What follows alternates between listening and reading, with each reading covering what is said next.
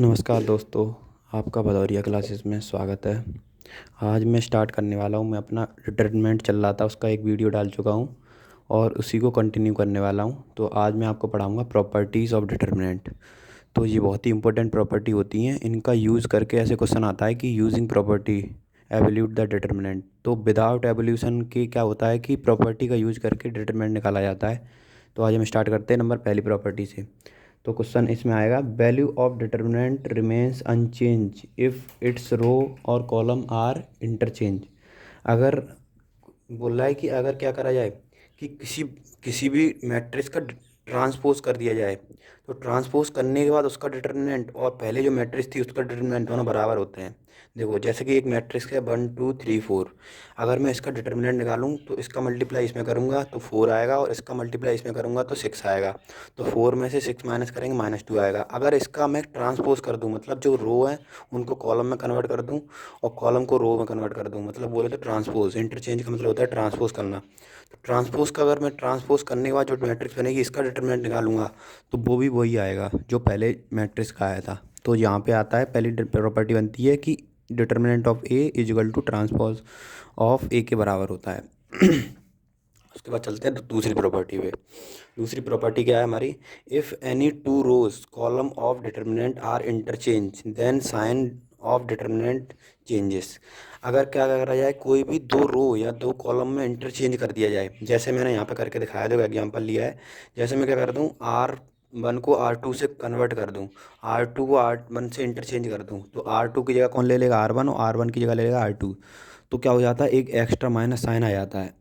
जैसे कि अब मैंने क्या करा, यहाँ पे हम रो को कन्वर्ट करके दिखाया, अब यहाँ पे मैंने कॉलम को कन्वर्ट कर दिया है। तो देखो कॉलम इंटरचेंज करे दोनों, और कॉलम इंटरचेंज करे हैं तो क्या करा मैंने, देखो जो कॉलम सेकंड था वो कॉलम 1 बन गया, और कॉलम 1 था वो कॉलम सेकंड। तो मैंने एक माइनस और एक्स्ट्रा लूँगा और ये माइनस और एक और माइनस आएगा तो दोनों प्लस हो जाएंगे। देखो तो ये दो प्रॉपर्टी बहुत इंपॉर्टेंट थी। पहली प्रॉपर्टी समझ में आई और दूसरी प्रॉपर्टी हो गई। अब तीसरी प्रॉपर्टी पे आते हैं। तीसरी प्रॉपर्टी क्या कहती है, if all element of a row और column are zero then determinant is zero.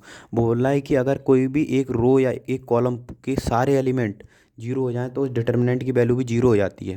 जैसे देखो इसको एक्सपेंड करेंगे अगर हम R1 से, तो R1 से करते तो मेरा तरीका क्या होता है कि इस पे जिस एलिमेंट पे खड़े हो जाओ उस पर क्या बनाओ, प्लस बनाओ, और उस एलिमेंट का मल्टीप्लाई करो, फिर इसका इससे करेंगे और इसका इससे करेंगे। तो देखो जीरो का मल्टीप्लाई किसी से भी करेंगे जीरो आएगा, ऐसे हम सेकंड से करेंगे तब भी जीरो होगा और इससे भी करेंगे तब भी जीरो होगा। तो ये जीरो और जीरो, तो पूरा आंसर भी जीरो हो जाएगा। ठीक है, अब आगे चलते हैं हम प्रॉपर्टी नंबर 4 पे। इफ़ एनी टू रो और column of determinant are identical. अगर कोई भी दो रो या दो कॉलम के एलिमेंट आइडेंटिकल सेम हो जाए, then the value of determinant is zero. तो डिटर्मिनेंट की वैल्यू होती है वो जीरो हो जाती है। अब देखो यहाँ पे कॉलम मैं दिखाऊँ इस पर R1 को और R3 को, देखो आप R1 और R3 के एलिमेंट सेम है, इसलिए इनकी डिटर्मिनेंट की वैल्यू कैसी आएगी, जीरो आएगी। और मैंने एक्सपेंड करके भी दिखाया है, देखो मैंने करा है R1 से एक्सपेंड करा है।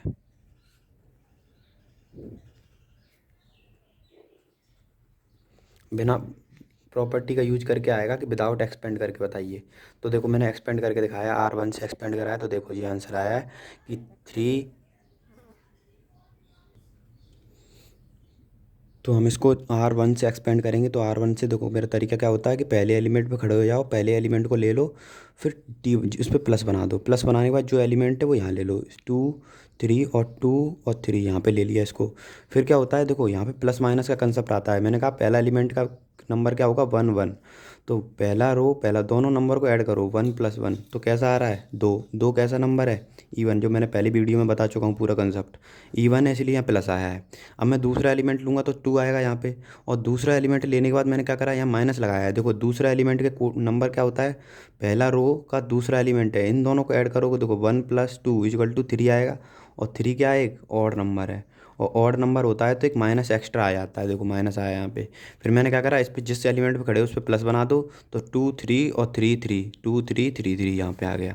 अब आगे चलते हैं तीसरे। तो तीसरे इसका क्या होगा, पहला रो तीसरा कॉलम इन दोनों को ऐड करोगे तो 4 आएगा, जो कि एक इवन नंबर है इसलिए यहाँ प्लस का लिया है। तो 3 2 2 2 3 और 2। फिर मेरा सॉल्व करने का तरीका क्या होता है, जो नंबर है इसको यहीं पे लिखा रहने देंगे, इसका मल्टीप्लाई इसमें करेंगे, ये आ गया 6 और माइनस लगाते हैं बीच में, फिर इसका मल्टीप्लाई इसमें करेंगे 6 आएगा। माइनस का 2 इंटू इसका मल्टीप्लाई इसमें करेंगे 6 और इसका मल्टीप्लाई इसमें करेंगे -9। ऐसे इसमें करेंगे तो 3, इसका मल्टीप्लाई इसमें करेंगे 4, इसका मल्टीप्लाई इसमें करेंगे -6। फिर इसको सॉल्व कर लिया और डिटरमिनेंट की वैल्यू आई 0। तो प्रॉपर्टी मेरी कहती है अगर कोई भी दो रो या दो कॉलम के आइडेंटिकल हो जाएं एलिमेंट्स तो कैसा हो जाएगा, तो उसकी डिटरमिनेंट की वैल्यू 0 हो जाती है। अब चलते प्रॉपर्टी नंबर 5 पे। ये बोलती है if each element of row और column of determinant multiple by k the determinant's value get multiple by k. इसका मतलब समझते हैं। इसने बोला है कि जैसे मान लो एक मैट्रिक्स थी, उसका डिटरमिनेंट निकाला 2 4 5 और 3 इसके फॉर्म में। अगर मैं इसमें 2 का मल्टीप्लाई करूं तो मैंने तुम्हें एक कंसेप्ट बताया है, उसको देखते हैं एक बार। मैंने एक कंसेप्ट बता चुका हूँ पहले तो मैंने तुम्हें बताया था कि अगर कोई मैट्रिक्स है ए, उसका मैट्रिक्स का एलिमेंट क्या दिए गए हैं, ऐसे दिए हैं कि 1 2 3 और 4। अगर इस मैट्रिक्स में मैं 2 का मल्टीप्लाई करूँगा तो उस मैट्रिक्स में तो मुझे मल्टीप्लाई पूरे एलिमेंट सब में करना पड़ेगा अंदर, 1 इंटू 2, 2 इंटू 2, 3 इंटू 2 और 4 इंटू 2। ठीक है, ये तो हो गया मेरे मैट्रिक्स का कंसेप्ट। अगर एक डिटर्मिनेंट है ए, उसका क्या है 1 2 3 4, तो अगर मैं 2 का मल्टीप्लाई करूँगा ना डिटर्मिनेंट में, तो या तो कोई एक रो में मल्टीप्लाई हो जाएगा 2 का, या एक कॉलम में मल्टीप्लाई होगा। तो मैं ऐसे कर सकता हूँ इसको,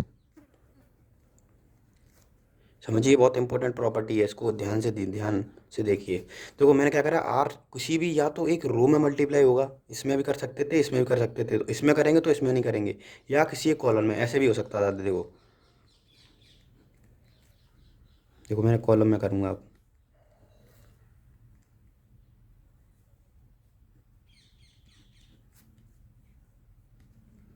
तो समझ रहे हैं ना। तो मैट्रिक्स में मल्टीप्लाई करते हैं तो सब में मल्टीप्लाई होता है, और डिटर्मिनेंट में मल्टीप्लाई करते हैं तो किसी एक में ही मल्टीप्लाई होता है। ऐसी कॉमन का कंसेप्ट होता है, हम किसी भी रो में से किसी भी कॉलम में से एलिमेंट को कॉमन भी ले सकते हैं। समझ में आया। तो यही बोल रहा है, ये वाली प्रॉपर्टी बोल रही है। देखो इस प्रॉपर्टी पढ़ते हैं। If each element of a row और a column of determinant multiple by k the determinant's value get multiple by k. तो वो बोल रहा है जो डिटर्मिनेंट की वैल्यू आएगी, जैसे मैंने क्या करा यहाँ पे 2 का मल्टीप्लाई करा है तो जो आया है। अगर मैं इसी का डिटर्मिनेंट निकालता तो इसका डिटर्मिनेंट -14 आया है, तो वो बोल रहा है कि जो -14 आया है इसी में 2 का मल्टीप्लाई कर दो।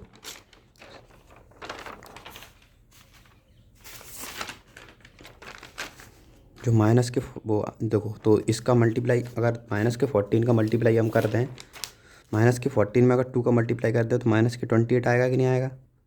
ठीक है, और अगर मैं इसका डिटरमिनेंट निकालूं तो इसका मैंने यहाँ निकाला है। देखो अगर मैं इसका डिटरमिनेंट निकालूं तो इसका भी -28 आ रहा है, मतलब कि मेरी जो वैल्यू है वो सेम आती है। मतलब अगर हम किसी भी वैल्यू का किसी नंबर का मल्टीप्लाई करते हैं डिटरमिनेंट में, तो किसी भी रो या किसी कॉलम में मल्टीप्लाई होता है। अब आगे चलते हैं property number 6। If element of a row और column of a determinant are express as a sum of two or more terms, then determinant can be expressed sum of two or more determinant। वो बोल रहा है अगर किसी matrix किसी determinant में ऐसे करके दिए हों ए बी, कोई भी नंबर दो नंबर को ऐड कर दिया गया हो को दो टर्म को, तो हम क्या कर सकते हो, उन टर्म को अलग अलग करके दो डिटर्मिनेंट अलग अलग बना सकते हैं, उनमें बीच में सम लगा सकते हैं, जैसे ए बी सी। और देखो यहाँ से मैंने क्या करा है, देखो ध्यान से देखना, ये C इनको एक साथ लिखा है, और A2x x B2y C2z इनको अलग बना दिया। तो दो डिटर्मिनेंट, अगर एक डिटर्मिनेंट में दो से ज़्यादा टर्म ऐड हैं तो उनको अलग से डिटर्मिनेंट बनाए जा सकते हैं।